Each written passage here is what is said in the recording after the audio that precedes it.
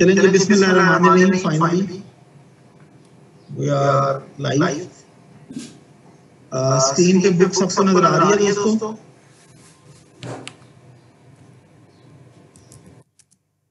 Ji sir, can everybody watch और see the book? Thank you very much. पहले तो बहुत शुक्रिया यार आज पेशेंस का मुजाहरा करने का। आज बेसिकली आज का दिन फर्स्ट डे होता है मेरा कभी भी EMBS में।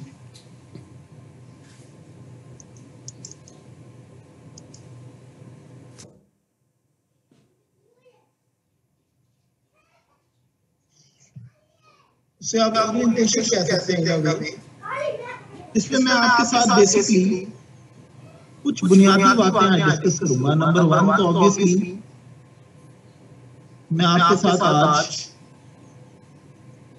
इस पर्टिकुलर पेपर का सिलेबस, नंबर 2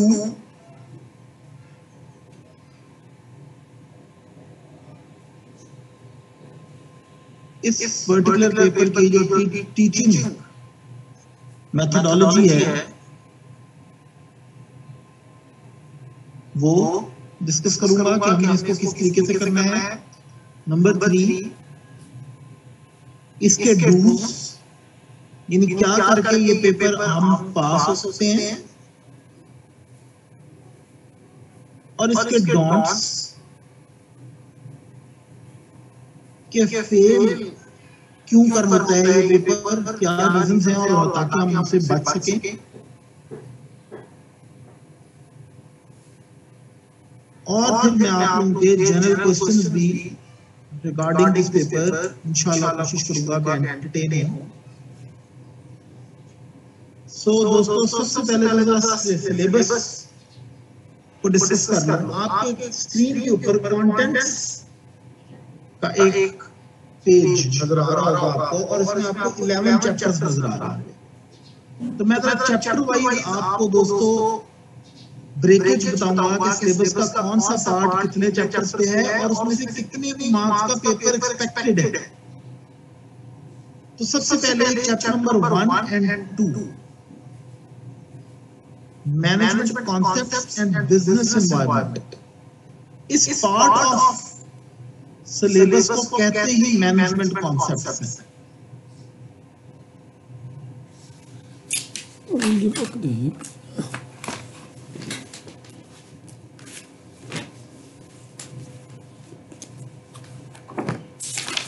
ये दो चैप्टर्स में से आप एक्सपेक्ट कर सकते हैं,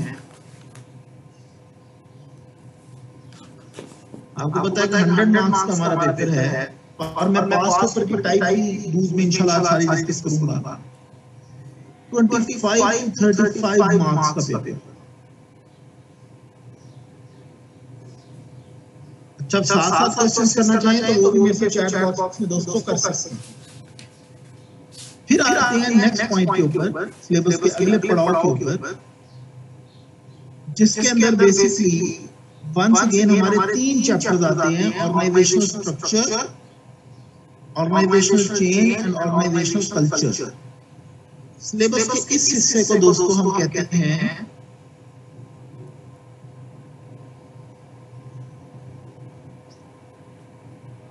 ऑर्गेनाइजेशनल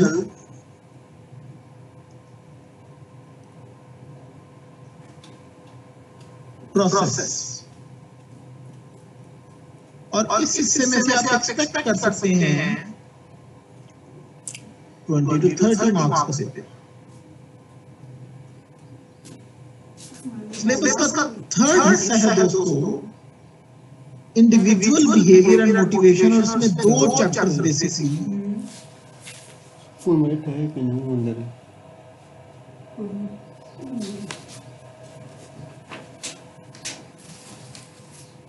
आते हैं: employ behaviour and motivation.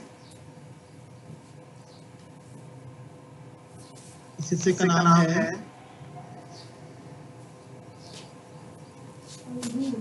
Individual behaviour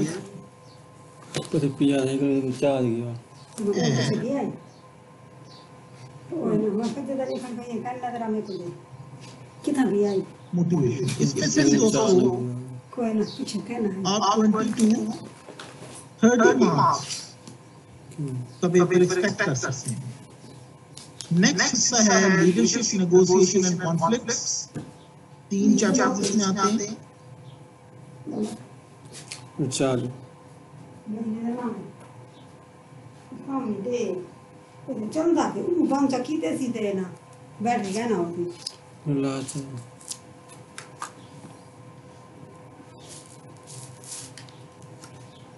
button ले आओ बटन लगा है और इसमें से भी आप 20 या 30 मार्क्स का पेपर एक्सपेक्ट कर सकते हैं। आखिरी चैप्टर, नाम और सिलेबस के हिस्से का नाम सेम, MIS, 15,025 मार्क्स का पेपर एक्सपेक्ट कर सकते हैं। तो चलो मेरा क्वेश्चन है, ये जो पहली बाइफरकेशन मैंने आपको बताई है मार्क्स वाइज सिलेबस की 11 चैप्टर, इससे क्या नतीजा किया जा सकता है, क्या अंडरस्टैंडिंग ली जा सकती है इस पॉइंट से? जी दोस्तों बताइए जरा।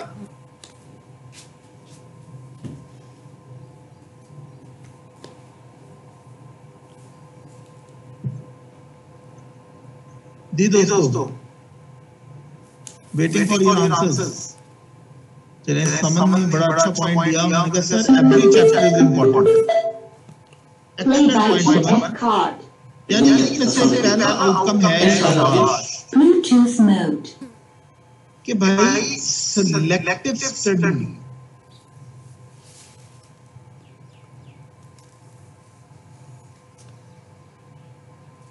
बहुत बड़े डॉन्ट्स में है।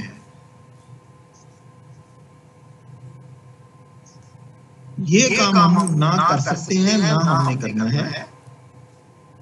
अब एक सवाल मेरा दोस्तों आपसे अगला है, उसके बाद मैं इसको और फर्दर किक ऑफ करता हूं। इस वक्त मेरे पास माशाल्लाह इस क्लास में 28 लोग मौजूद हैं। मुझे जरा बताइए आप में से कितने लोग हैं जो मेरे से इससे पहले लॉ या बिजनेस कम्युनिकेशन पढ़ चुके हैं, कोई ना कोई पेपर एटलीस्ट मेरे से ले चुके हैं। जिन्होंने नहीं लिया वो भी जरा बताइए।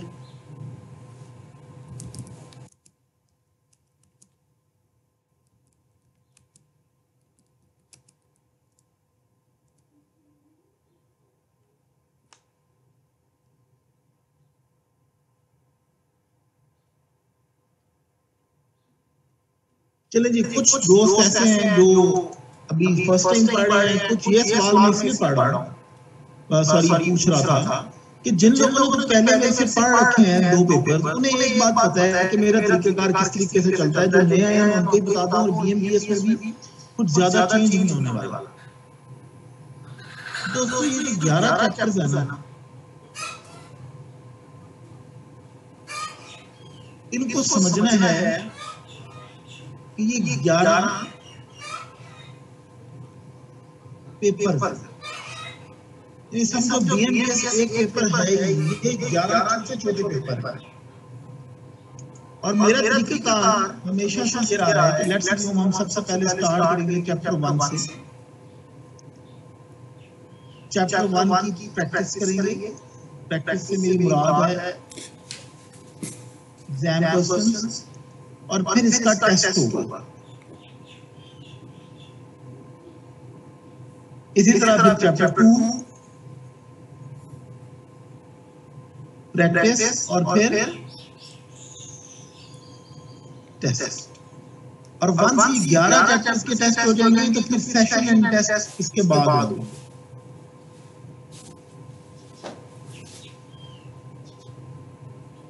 तो अगर आप देखिए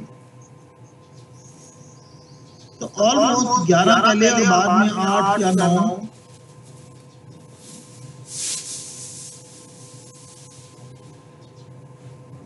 20 टेस्ट मेरी क्लास में होंगे।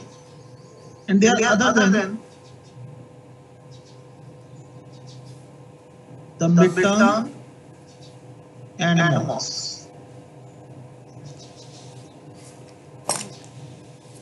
ये तो होगी दोस्तों एक पहली बात, यानी मेरा जो टीचिंग स्टाइल है उसमें टेस्ट की इंपॉर्टेंस बहुत ज्यादा है। जिन लोगों ने पहले में से पढ़ रखे हैं उनको ये बात मालूम है। जो लोग फर्स्ट टाइम आए हैं थोड़े सर टेस्ट बड़े ध्यान से देने हैं। मैं उनको सीरियसली भी लेता हूँ और ना देने पे रात की मेरी थोड़ी बहुत लड़ाई भी हो सकती है इस मामले पे। अब जरा मैं आता हूँ एक बड़ी इंपॉर्टेंट बात पे, और सारी रिलेटेड बातें हैं। डोंट्स को स्टार्ट कर ही दिए, डूज क्या करें तो ये पेपर पास हो जाएगा। इसका पहला पॉइंट है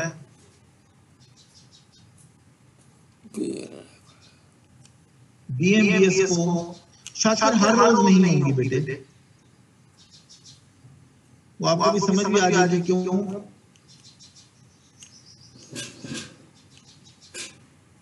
इज्जत दो, कहना वोट को इज्जत दो। भाई अगर तुम बीएमबीएस पास करना चाहते हो तो बीएमबीएस को इज्जत दो। अब इसका क्या मतलब है? What do I mean by this? असल में दोस्तों हमारे यहाँ एक बड़ा अजीब सा कॉन्सेप्ट एग्जिस्ट करता है लोगों के दिमाग में कि जी ये थ्योरी का सब्जेक्ट है। अच्छा, जब लफ्ज थ्योरी हमारे ज़हन में आता है तो अगली चीज हमारे दिमाग में आती है कि ये बोरिंग है। कोई शक नहीं है सर, ये बोरिंग भी हो सकता है, इंटरेस्टिंग भी हो सकता है, मैं इसको डिबेट नहीं कर रहा। लेकिन अब इससे हम अगला काम का स्टार्ट करते हैं।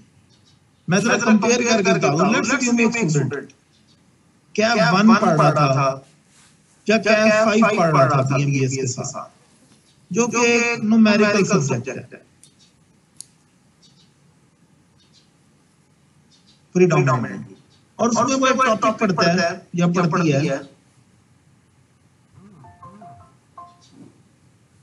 आईएस 16।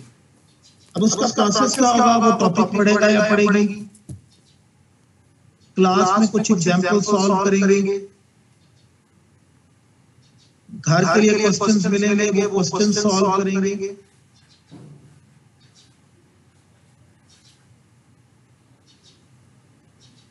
फिर उसका टेस्ट प्रिपेयर करेंगे, फिर कहीं जाके कहेंगे कि यार चलो एक टॉपिक हो गया, वेरी गुड यार। अब बीएमबीएस में आके क्या करेंगे? लेट्स अज्यूम मैंने चैप्टर 1 क्लास में स्टार्ट कराया, उसके पहले 2 लेक्चर हो चुके हैं, तो आप कहेंगे हाँ यार ये समझ आ गए, I have understood that. Class में मैंने 1 या 2 क्वेश्चंस भी करवाए, वो भी उसी वक्त ही देख लिए, और अब मैंने दिया टेस्ट। क्योंकि अब टेस्ट याद करना पड़ रहा था, इसको अंडरस्टैंड करना पड़ रहा था, समझना पड़ रहा था, थ्योरी थी। आपने कहा यार ये बाद में कर लूंगा, समझ तो आ गई। तो देखो जब आप इतनी बराबर की प्रैक्टिस ही नहीं देंगे इसको, तो फिर ऑब्वियसली एट द एंड आपकी तैयारी यहाँ पे हल्की होना स्टार्ट हो जाएगी। मेरी बात अंडरस्टैंड कर रहे हैं? प्रैक्टिकली आप किसी सब्जेक्ट को इज्जत नहीं दे रहे होते। जब आप किसी चीज को इज्जत देते हैं तो जवाबी तौर पे वो भी आपको फायदा नहीं देती। तो दोस्तों जैसे किसी न्यूमेरिकल सब्जेक्ट में प्रैक्टिस करनी पड़ती है, वैसे ही बीएमबीएस के अंदर भी प्रैक्टिस इतनी ही जरूरी होगी। मेरी ये बात अंडरस्टैंड कर रहे हैं आप लोग? मैं फिर इसको रीइटरेट कर रहा हूं। देखो टॉपिक समझाना एक बात है, टॉपिक इंसान बड़ी आसानी से समझ सकता है, लेकिन जो सबसे बड़ी वैल्यू मैं आपके लिए या ये कॉलेज आपके लिए क्रिएट करेगा वो होगी हमारी टेस्टिंग।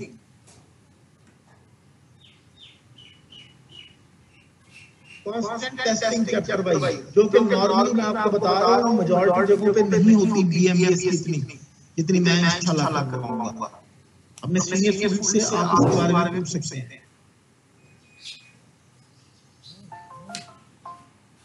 जहां तक बात समझ आई दोस्तों, तो मैं अगले पॉइंट पे चलूं।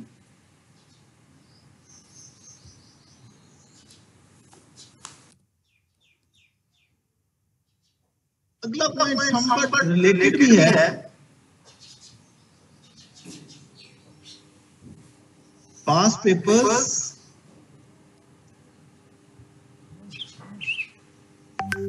and examiner's approach।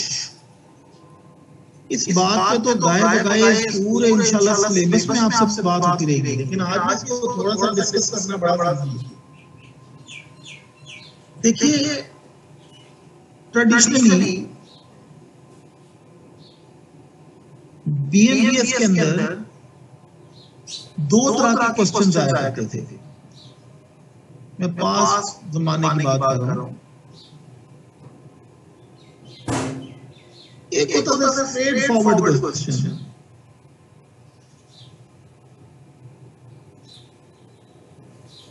Straight forward question को जरा टेक्निकल लैंग्वेज में बयान करूं तो हम कह सकते हैं सिर्फ नॉलेज बेस्ड क्वेश्चन। क्या आपको एक सर्टेन टॉपिक आता है, उसमें से सीधा सीधा उसने सवाल पूछ लिया, मैं इसकी एक एग्जांपल भी लिख देता हूं। फॉर एग्जांपल पास पेपर में सवाल आ गया, explain the salient points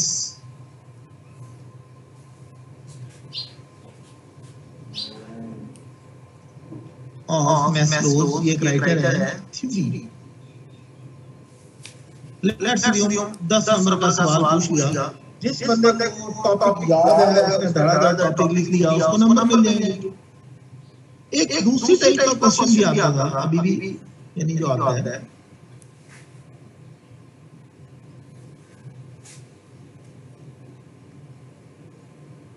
mini scenario based question.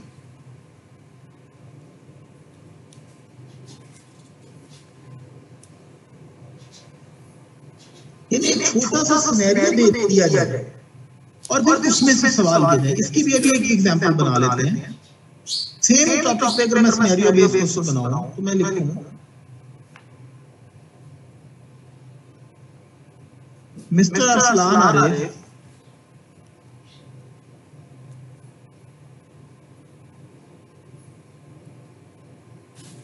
is leading a team of 25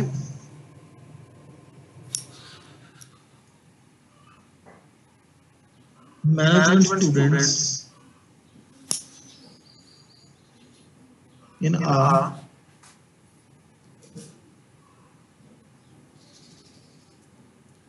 annual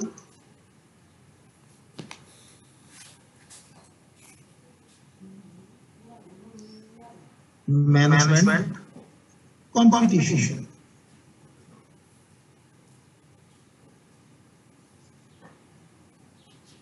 Some of the students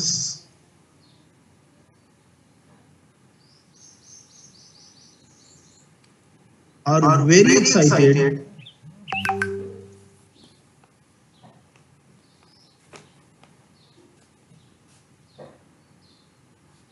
but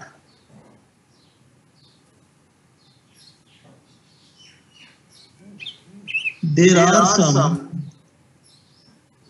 who feel that the event will be boring. देखो एक उसने scenario दिया, अब इसमें से वो हमसे सवाल पूछता है। ए explain the concept of motivation, 2 marks. B briefly explain how can Mr. Arsalan use Maslow's theory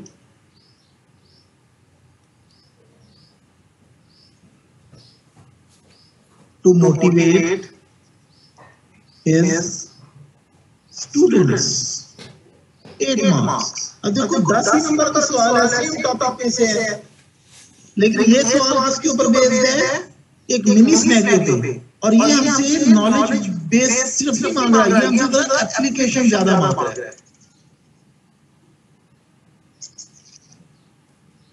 जी दोस्तों, ये बात समझ आती है सवाल के टाइप में फर्क जो भी मैंने आपको बताया है।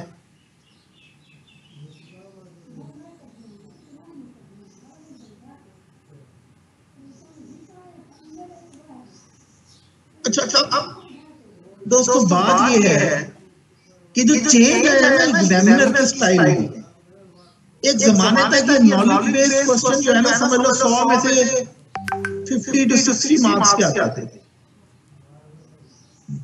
अब ऐसा नहीं है, रिसेंट टाइम में ये जो सिनेरियो बेस्ड क्वेश्चन है ये 60 से 70 नंबर तक आते हैं। यानी हमने सिर्फ टॉपिक को समझना और याद करना नहीं, हमने इसकी एप्लीकेशन सीखनी है। मेरी बात समझ रहे हो दोस्तों?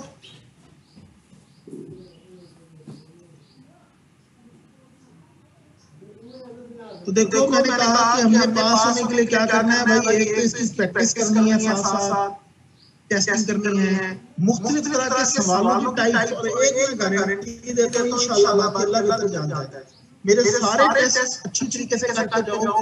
इम्तिहान में इस तरीके का सवाल नहीं है कि तुम कहोगे इससे मिलता जुलता सवाल तो मैंने क्लास में,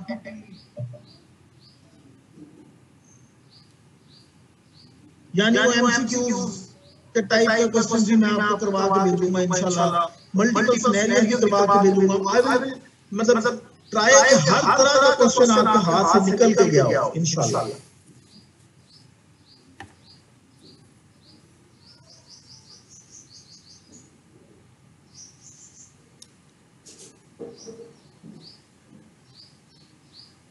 दोस्तों अब आता हूं डोंट्स पे।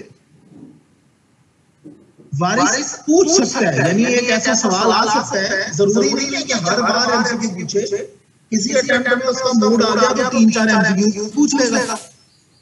यानी कोई रूल नहीं है कि पेपर में इतने एमसीक्यूज होने हैं, लेकिन कुछ अटेम्प्ट्स में एमसीक्यूज आए भी हैं।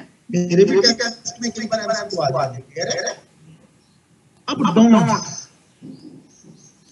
लाल में लिख लेते हैं ताकि आपको याद आए। पहली बात दोस्तों,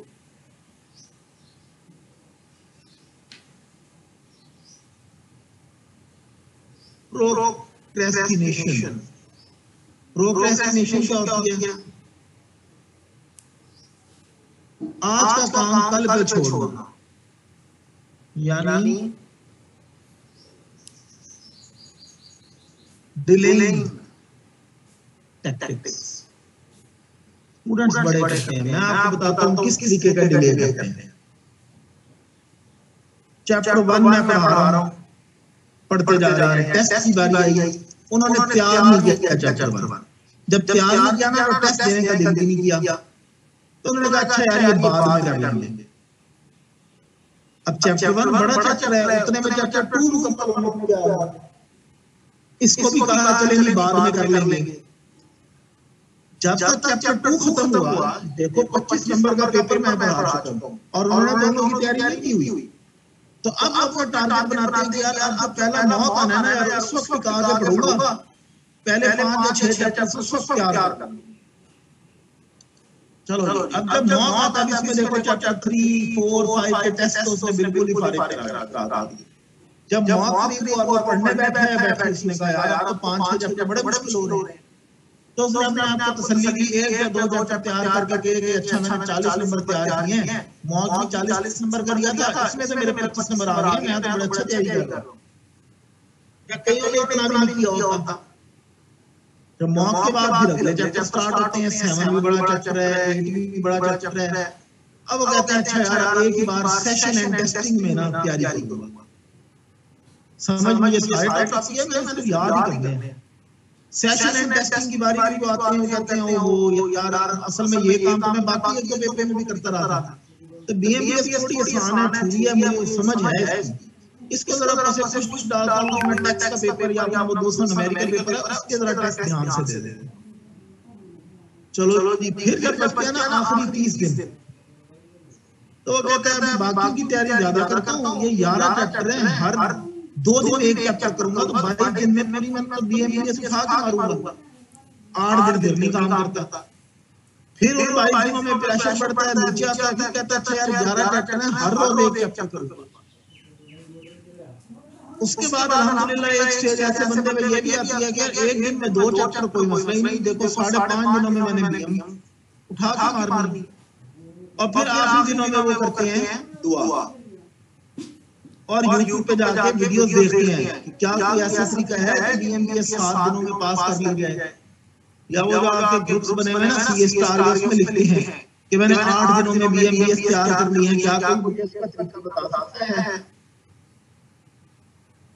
तो मेरे दोस्तों, खुदा का नाम लो, ये वाले स्टूडेंट हमारे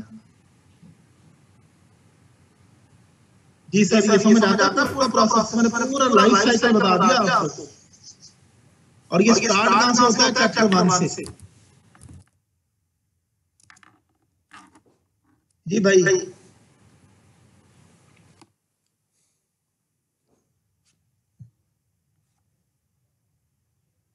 और दोस्तों दूसरी बात जो मैं बार बार कह रहा हूं, जो फेल कराती है वो है लैक ऑफ प्रैक्टिस। आप 10 बार एक चीज पढ़ लें, समझ लें, याद भी कर लें, जब तक आप इसको लिखेंगे नहीं, राइटिंग नहीं करेंगे, लोग लिखते नहीं है, तो भाई फिर वो भी पास नहीं होंगे, ये मैं आपको बता रहा हूं।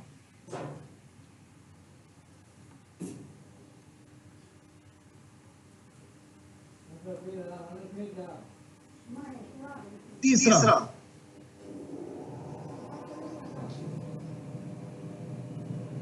Lack of preparation in test, ये मैं डिस्कस कर चुका हूं। लेकिन अब एक बहुत इंपॉर्टेंट बात देख रहा हूं, कई स्टूडेंट मेरे पास आएंगे और आते हैं कि सर चैप्टर 1 बहुत बड़ा है, ऐसा नहीं हो सकता कि आप पूरे का टेस्ट ना लें, हाफ और हाफ का ले लें। मेरे पास बने हुए हैं, ऐसा मुश्किल नहीं है लेना, लेकिन जो लोग इस तरीके की तैयारी करते हैं ना, वो भी पास नहीं होते। वजह क्या है? देखो बीएमबीएस की एक चीज ये भी है कि 10 या 11 क्वेश्चन आने हैं ना पेपर में, वो मुख्तलिफ जगहों से आने हैं, तो आपको प्रेशर हैंडलिंग नहीं आनी चाहिए। जो बंदा एक चैप्टर पूरा तैयार नहीं कर सकता, वो 11 चैप्टर का फिर प्रेशर कैसे लेगा? तो ये नहीं सोचना कि मैं हर सफे पे टेस्ट लगा दूं, उसमें तो तुम अच्छे नंबर ले लोगे। इसको पाकिस्तान स्टडीज की तरह ट्रीट नहीं करना मैट्रिक।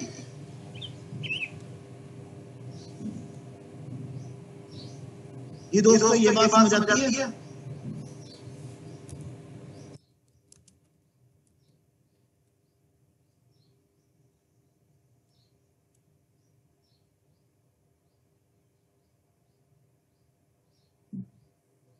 फिर एक और बड़ी चीज, सर मैं किताब कौन सी पढ़ूं, 2 पढ़ूं, 3 पढ़ूं? यार मेरी एक बात याद रखो,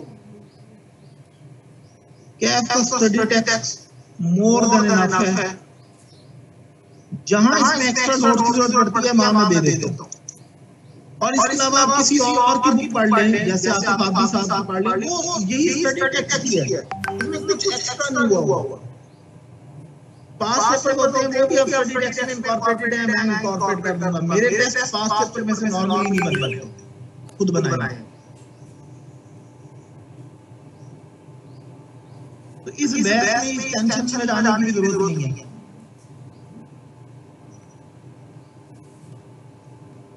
क्लियर है दोस्तों? जब आपके कोई क्वेश्चन है तो मुझे बताइए, कल से हम इंशाल्लाह चैप्टर 1 स्टार्ट करेंगे। एनी क्वेश्चन सर, कोई गेम में हाँ हो, कोई क्वेश्चन हो, कोई इशू हो, कोई चीज आप पूछना चाहते हो,